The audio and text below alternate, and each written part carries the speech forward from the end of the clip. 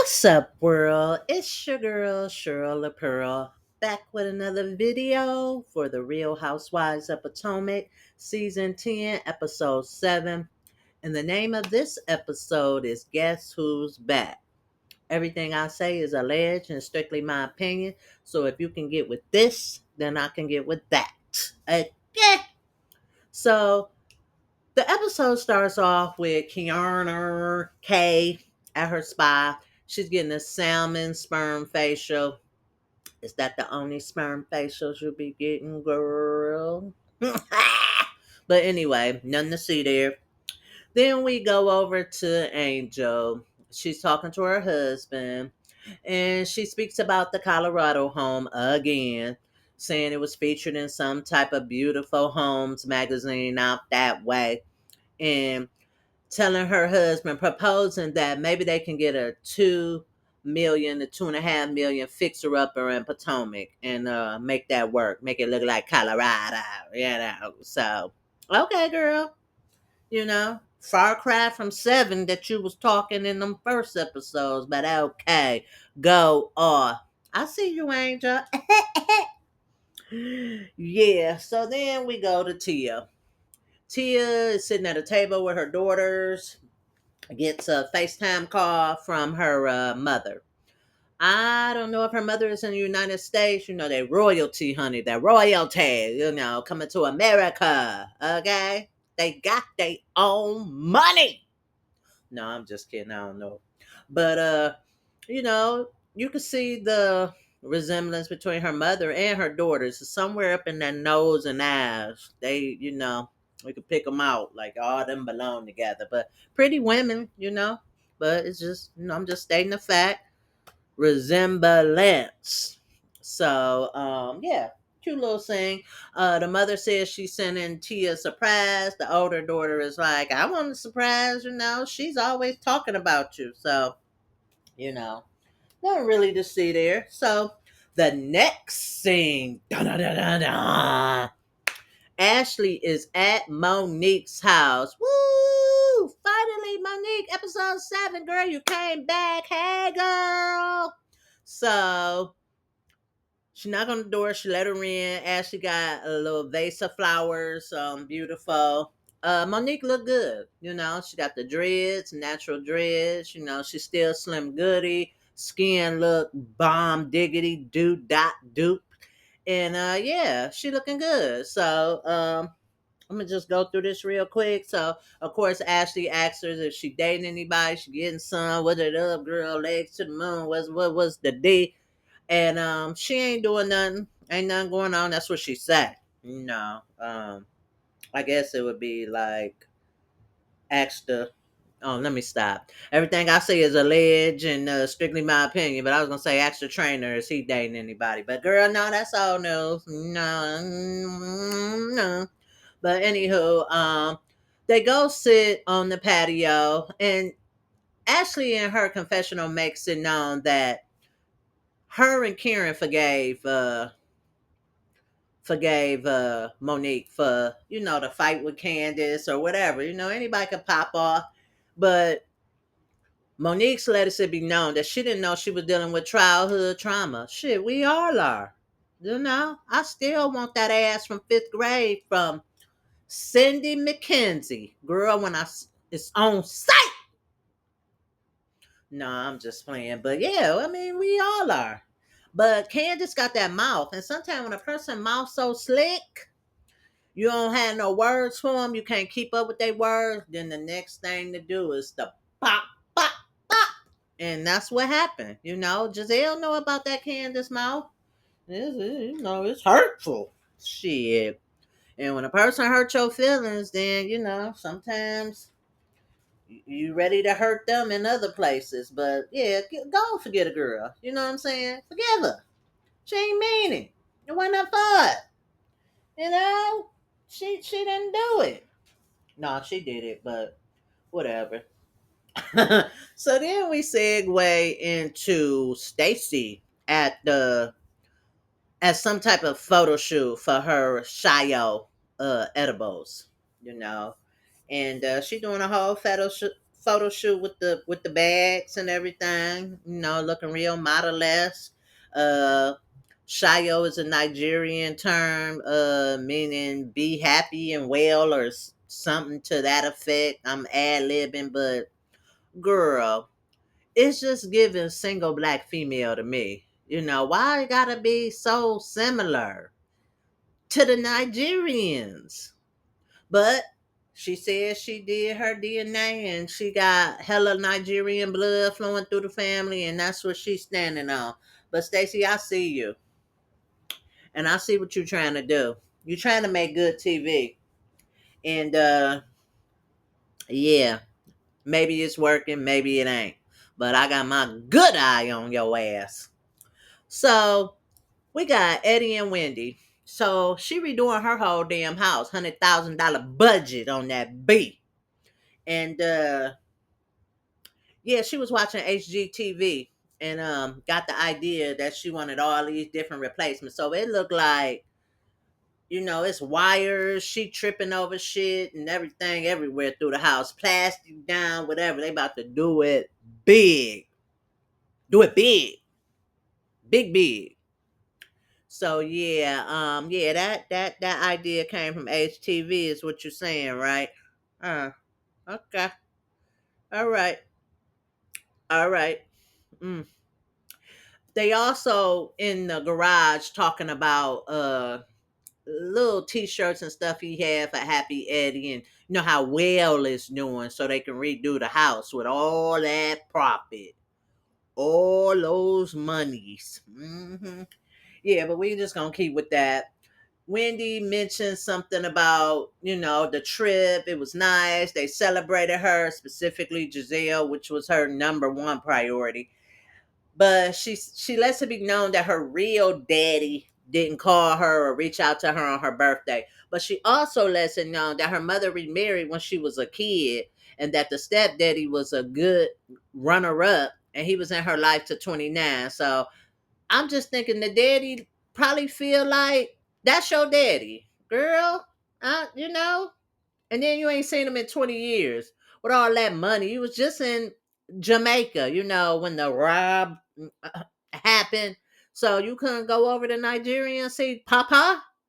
Girl, a relationship is to be in relationship. You know what I'm saying?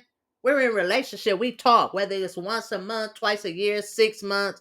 Girl, bye. I don't even know what was the point of that scene. So, anywho. So, we get to the next scene, and the girls are going to Jazzy's wedding. It's in Dallas, Texas.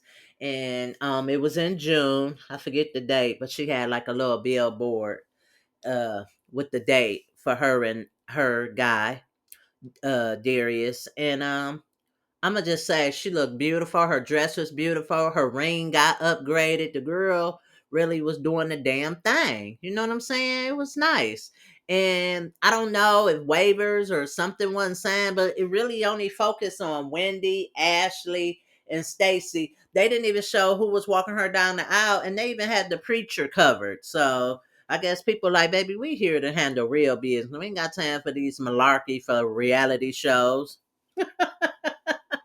So, anywho, it's a pretty wedding, but we're gonna get to the end of the episode because to me that's the meat and potatoes. And I don't like doing really long videos. I think we need to get to what the high points was. Like, also, it was a scene that I wanted to touch on with Tia when her kids was in the kitchen doing homework, and the boy of the twins, he she asked him if he had homework, and he was like, yeah, but he ain't doing it or whatever. But she tried to snatch his iPad, and he snatched it back and was talking smack. Now I was waiting for her husband to walk in and check that ass, you know check that ass real good with deep bass in his throat. But no, he was in there with the daughters, how you doing, in my Wendy Williams voice. And I ain't saying nothing, but baby, these kids is acting like whoop kids. Okay, yeah, if y'all heard that, y'all heard it. But yeah, they wasn't acting like no black kids from no black family. You know? But anywho, so let's get to the end of the episode, to the drag party. That's uh at Ashley's party. So Ashley walk in looking like Ashton with a beard and a mustache. You know how Ashley get down. So she walk in and greet the women, hugging everybody. She got some airbrush t-shirts with her. So you have Stacey, you have Angel, you have Tia. Everybody's wearing, the rainbow colors. Wendy, which is, synonymous with the LGBTQ. So world pride.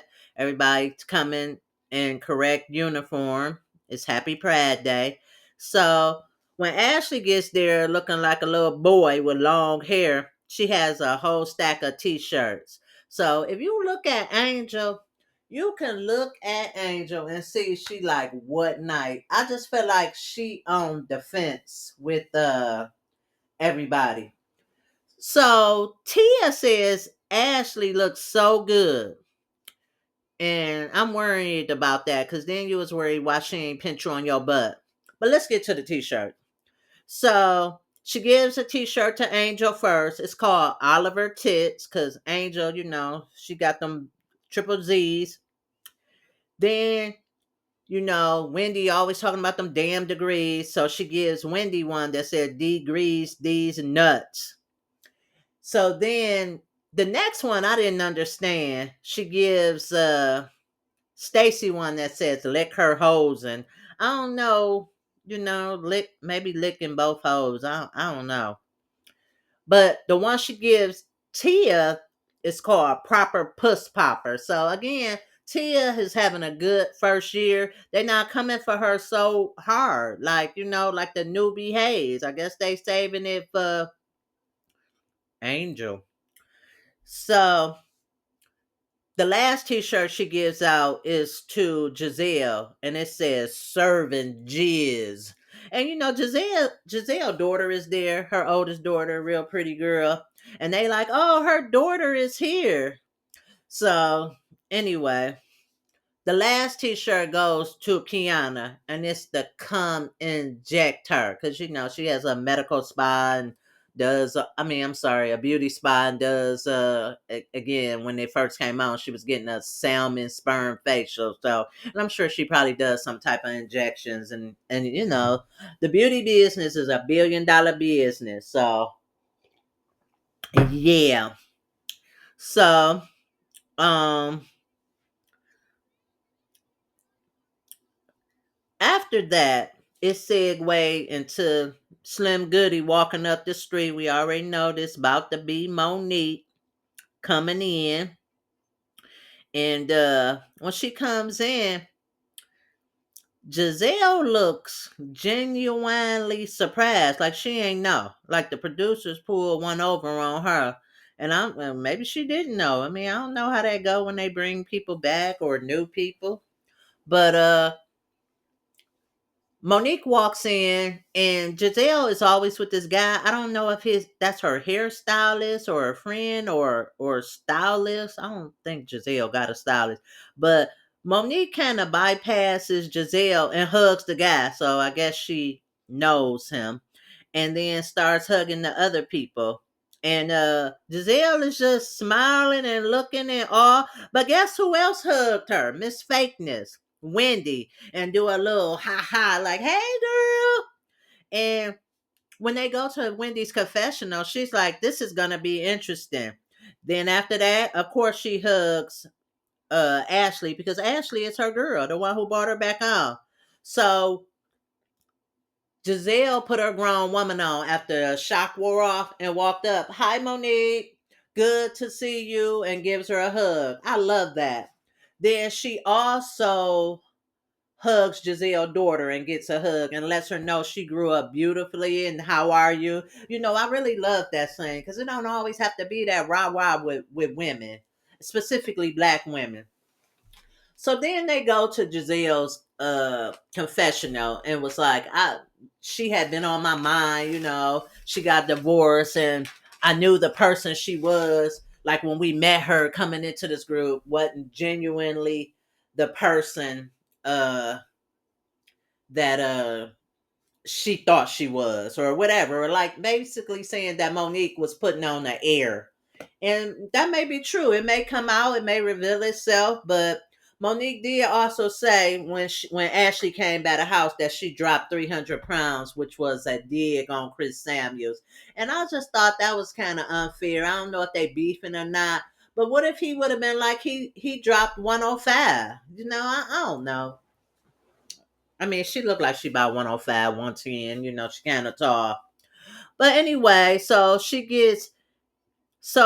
after that, Ashley gives her t-shirt, and it's called Doctor Do It a Lot. And Monique's let her know, I need to make this come true. Do it a lot, like legs to the moon. And who knows, since she been on this reality game, if she was dating somebody, I don't think she would reveal it unless she come back with a fluke, and then you really have to spill everything. But yeah, I don't think if Monique was getting it in, I don't think they would let them know. So they introduced her to Kiana. Kiana asked her if she knows Stacey because Stacey dated Chris Samuels. And I'm just like, okay, producing the scene, trying to get something started between Stacey and Monique and see if Monique gonna nuck and buck. No, honey, that's you. I'm sure Monique probably seen the shows and see what a bad look it does. So, girl, and she lets it be known that Stacey says she's seen her around, and Stacey like, girl, I don't know what you're talking about, you know. But I believe that if it would have happened naturally, that Stacey would have just said it. She know all these girls know it. So anyway, thanks for trying to produce a scene, Kiana, but it fell flat.